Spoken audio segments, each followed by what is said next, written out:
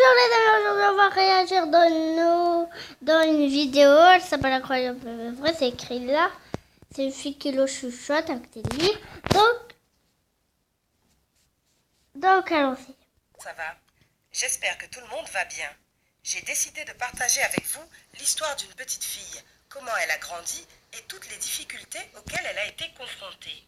Afin que vous puissiez vous rappeler qu'il n'y a rien d'impossible dans ce monde. Cette fille a compris que trouver sa place est la seule chose qui compte. Pourquoi elle ne l'a pas c'est trouvé? mon histoire.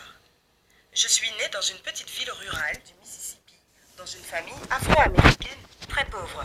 Lorsque mes parents se sont rencontrés, ils sont immédiatement tombés amoureux l'un de l'autre. Mais ils se sont séparés peu de temps après ma naissance. Bien sûr, je suis restée avec ma mère, ou plutôt avec ma grand-mère maternelle, car ma mère devait gagner sa vie pour subvenir à nos besoins à tous. Elle a déménagé quelque part dans le nord du pays et je suis restée chez ma grand-mère. Et La alors? ferme où nous vivions était vraiment isolée et il n'y avait pas d'autres enfants avec qui jouer. D'habitude, je m'amusais en jouant la comédie devant un public animalier. C'est cool. J'avais aussi l'habitude de jouer avec des jouets que je fabriquais moi-même. Je transformais des épis de maïs en poupées et je jouais avec, car on ne pouvait pas se permettre d'en acheter de vrais. Mais je n'étais pas malheureuse, juste une petite fille qui essayait de s'amuser comme elle pouvait. Toutefois, je n'avais pas beaucoup de temps libre à cause de ma grand-mère. Elle a toujours voulu que je trouve un travail après avoir fait des études. Sous son contrôle strict, j'avais réussi à apprendre à lire à l'âge de 2 ans et demi. C'était aussi une femme très croyante, si bien que mon premier livre a été une Bible.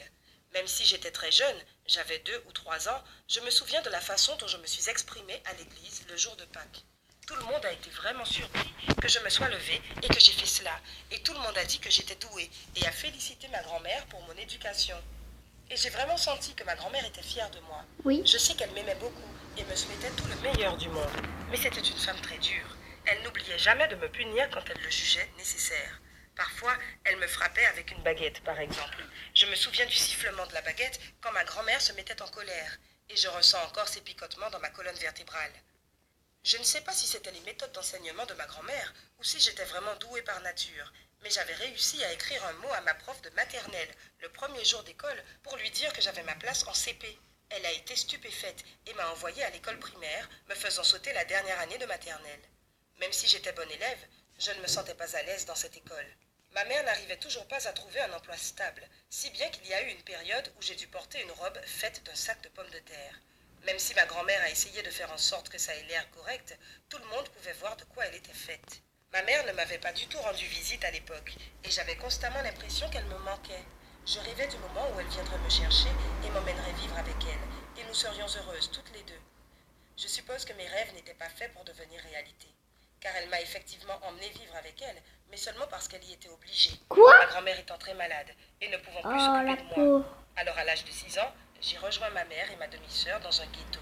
Waouh, il est trop Ma mère travaillait comme femme de ménage et elle était presque toujours absente. Mais il y avait toujours des gens autour de moi, des amis de ma mère et des parents éloignés que je ne connaissais pas vraiment. C'est pas Je pourquoi ne savais t'aimes pas si elle pas. en avait assez de s'occuper de moi ou s'il y avait une autre raison.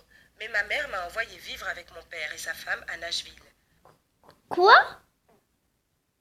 J'avais 12 ans. Ils semblaient vraiment heureux de m'avoir avec eux.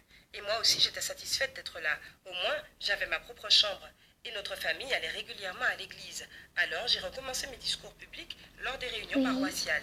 Et un jour, j'ai gagné 500 $ pour un discours. Voilà, chance. Mais je sentais toujours que j'avais besoin de l'amour de ma mère. Et quand mon père m'a emmené la voir, j'ai décidé de rester avec elle à nouveau. Malheureusement, ça a été la période la plus difficile de ma vie, que je serais heureuse de pouvoir oublier un jour. Ma mère était très prise par son travail, de jour comme de nuit, et elle n'avait pas beaucoup de temps pour me surveiller. J'étais donc livrée à moi-même la plupart du temps. J'ai vécu dans la peur, à cause des gens, de l'environnement criminel, du stress, du mode de vie urbain, etc. Ouh là là. Comme ces gens ont l'air innocents. Il y a plein de choses que j'aurais aimé ne jamais avoir faites. Quoi? J'étais dévastée émotionnellement. J'ai commencé à sortir avec des garçons, beaucoup de garçons pour être honnête. Je volais de l'argent et fuyais la maison, ce qui rendait ma mère furieuse et déçue. Mais ce n'était pas la vie que j'aurais voulu avoir. Et j'en voulais aussi à ma mère de ne pas avoir pris soin de moi. Par mon comportement, je cherchais à la faire culpabiliser d'avoir été une si mauvaise mère. Et quand je me suis dit que les choses ne pouvaient pas être pires, je suis tombée enceinte. What? J'étais morte de peur et je ne savais pas quoi faire. À l'époque, je me suis dit que c'était la fin du monde et j'ai prié Dieu de mettre fin à ma grossesse. Il m'a probablement entendu, car le bébé est mort juste après un accouchement prématuré. Lassée de mon mauvais comportement, ma mère m'a de nouveau envoyé vivre avec mon père à Nashville. Oh, c'est triste. Mon père était très strict sur la discipline. Et au début, ça m'a vraiment agacée. Comme Par papa. exemple, il me demandait de lui faire des rapports hebdomadaires après avoir lu un nouveau livre. Mmh. Et j'étais privée de dîner jusqu'à ce que j'apprenne au moins 5 nouveaux mots de vocabulaire chaque jour. Cela m'a même fait pleurer parfois, parce que je pensais que ça allait trop loin. Il voulait que je réussisse ma vie et il n'acceptait rien de moins que le meilleur pour moi. J'ai compris plus tard qu'il m'avait en fait sauvée, lorsque je suis devenue étudiante d'honneur en gagnant des prix à des concours d'éloquence. En plus, j'avais gagné une bourse d'études pour l'Université d'État du Tennessee. J'étais devenue Miss Black Nashville et Miss Tennessee. C'était ma première année là-bas et je n'avais que 17 ans. Elle est Miss. L'année suivante, j'ai été invitée à une conférence à la Maison Blanche sur la jeunesse. Et j'ai dû leur plaire, car j'ai ensuite été contactée par la station de radio locale pour faire leur bulletin de nouvelles de J'aimerais l'après-midi. trop être Plus tard, toi. j'ai réussi à devenir la première coprésentatrice afro-américaine de Nashville aux informations du soir. Je n'avais alors que 19 ans. Et c'est à ce moment-là Donc, que bye j'ai pu bye avoir les une vision claire de amis. mon parcours